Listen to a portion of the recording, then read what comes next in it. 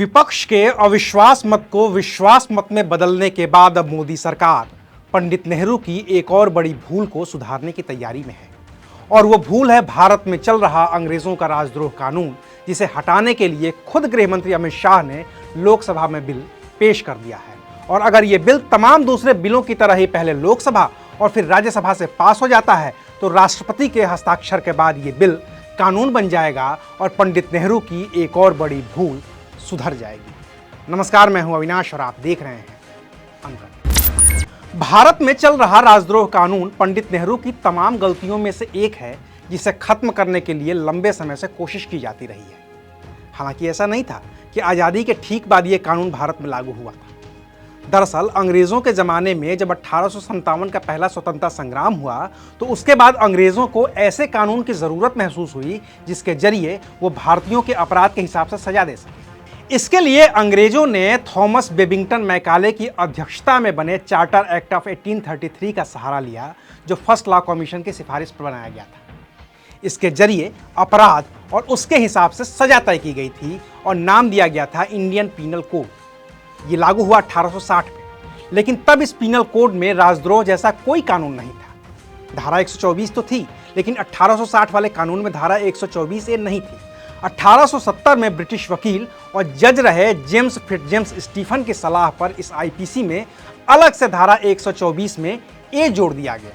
अंग्रेजों ने तर्क दिया कि गलती से यह कानून ओरिजिनल ड्राफ्ट में छूट गया था और अब हम इस गलती को सुधार रहे हैं। अंग्रेजों ने गलती सुधारी और यह गलती भारतीयों पर बहुत भारी पड़ी। 1891 में इस कानून के तहत पहला केस एक पत्रकार पर दर्ज हुआ जिनका नाम था जोगेंद्र चुंदर बोस।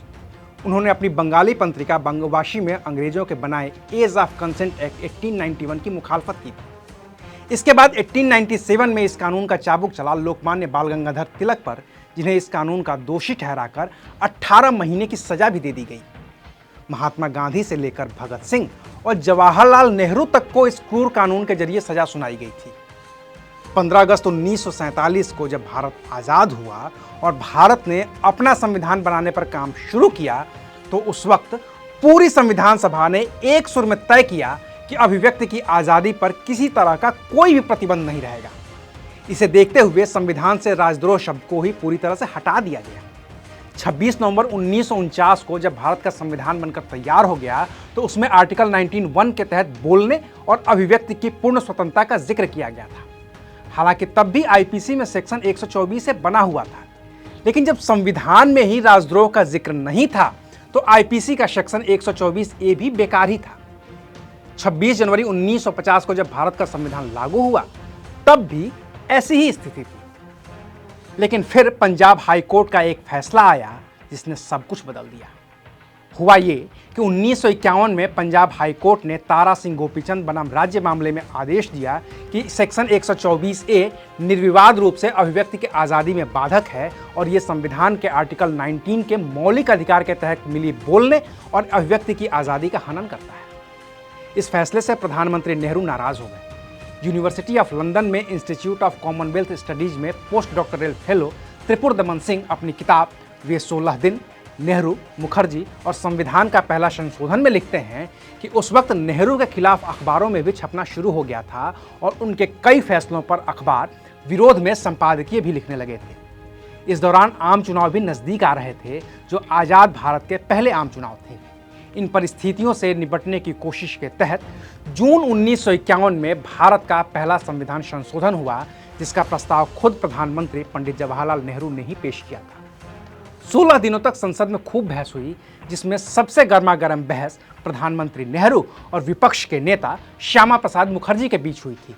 लेकिन जब वोटिंग की बारी आई तो पक्ष में 228 वोट पड़े, विपक्ष में 20 वोट पड़े और करीब 50 सांसद वोटिंग से गायब रहे। इस तरह भारत का पहला संविधान संशोधन लागू हुआ, जिसमें कई बड़े बदलाव हुए थे और जिसके लिए संविधान विशेषज्ञ उपेंद्र नाथ बख्शी ने कहा था कि ये तो भारत का दूसरा संविधान है। संविधान संशोधन के जरिए सबसे बड़ा बदलाव हुआ था आर्टिकल 19(1)A में। इसके साथ ही 19(2) को भी संविधान संशोधन के जरिए जोड़ा गया, जिसके जरिए अभिव्यक्ति की स्वतंत्रता को सीमित कर दिया गया और इसके साथ ही आईपीसी का सेक्शन 124A फिर से मान्य हो गया और फिर राजद्रोह अपराध बन गया। रही सही कसर इंदिरा गांधी ने 1974 में पूरी कर दी। उन्होंने 1898 का क्रिमिनल कोड ऑफ प्रोसीजर हटाकर कोड ऑफ क्रिमिनल प्रोसीजर 1973 लागू कर दिया। 1974 से लागू हुई सीआरपीसी के जरिए पुलिस को ये ताकत मिल गई कि बिना वारंट के भी पुलिस राजद्रोह के आरोपी को गिरफ्तार कर सकती है। वैसे समय समय पर अदालतें भी इस कानून को लेकर फैसले देती रही हैं। आज़ादी के बाद तारा सिंह गोपीचंद बनाम राज्य मामले में पंजाब हाई कोर्ट ने 1951 में तो कह ही दिया था कि राजद्रोह का कानून अभिव्यक्ति की आज़ादी की स्वतंत्रता का हनन करता है। संविधान संशोधन के बाद भी इलाहाबाद हाई कोर्ट ने 1959 में रामनंदन बनाम राज्य मामले में कहा कि 124 से संविधान का उल्लंघन है। लेकिन फिर 1962 में सुप्रीम कोर्ट ने ऐसा फैसला दिया कि अंग्रेजों के जमाने के इस कानून को भारत में पूरी तरह से वैधता मिल गई। इस केस को कहा जाता है केदारनाथ सिंह बनाम बिहार राज्य। इस मामले में केदारनाथ सिंह ने सीआईडी के अधिकारियों के लिए अपशब्दों का इस्तेमाल किया था। वहीं सरकार के सदस्यों को कांग्रेस के गुंडे तक कह दिया था। पुलिस ने केदारनाथ सिंह पर राजद्रोह का केस दर्ज किया था। बिहार की एक मजिस्ट्रेट अदालत ने केदारनाथ सिंह को राजद्रोह का दोषी भी करार दे दिया था। पटना हाई कोर्ट ने भी केदारनाथ सिंह को दोषी ही माना और सुप्रीम कोर्ट ने भी 5 जजों की संवैधानिक बेंच ने अपने फैसले में कहा कि संविधान के अनुच्छेद 19(2) में भाषण और अभिव्यक्ति की स्वतंत्रता पर कुछ प्रतिबंधों का जिक्र है। 1951 में इसको संविधान संशोधन के जरिए लागू किया गया था। इसका सीधा सा मतलब यही है कि अगर कोई शख्स सार्वजनिक व्यवस्था या फिर प्रदेश की सुरक्षा को लेकर धमकी देता है तो ये समाज के खिलाफ अपराध है और इसकी इजाजत नहीं दी जा सकती। यही राजद्रोह। लेकिन अब इस राजद्रोह कानून को खत्म करने के लिए खुद गृह मंत्री अमित शाह संसद में बिल लेकर आए हैं। लोकसभा में अमित शाह ने भारतीय न्याय संहिता विधेयक 2023, भारतीय साक्ष्य विधेयक 2023 और भारतीय नागरिक सुरक्षा संहिता विधेयक को पेश कर दिया है और कहा है कि अगर 3 कानून बदल जाएंगे तो देश में आपराधिक न्याय प्रणाली में बड़ा बदलाव होगा। माननीय अध्यक्ष जी, इंडियन पिनल कोड 1860 की जगह भारतीय न्याय संहिता 2023 अब एस्टैब्लिश होगी।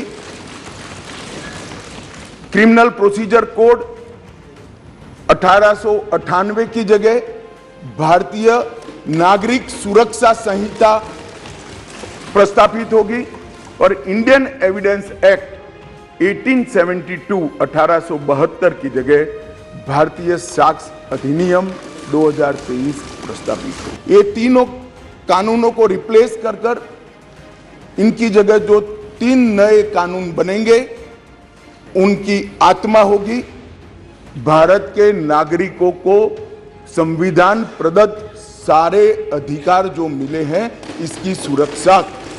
अब गृह मंत्री जो कह रहे हैं अगर वो पूरी तरह से लागू हो गया तो कम से कम सबसे बड़ा बदलाव तो यही होगा कि राजद्रोह का कानून पूरी तरह से खत्म हो जाएगा। हालांकि भारत की संप्रभुता, एकता और अखंडता को खतरे में डालने वाले कृत्य के लिए केस भी दर्ज होगा और सजा भी होगी, लेकिन ये सब अब धारा 150 के तहत किया जाएगा, 124A के तहत नहीं। बाकी तो बदलाव होंगे ही और जो बड़े बदलाव होंगे हम आपको बताएंगे। अभी के लिए शुक्रिया। आप देख रहे थे अनकट।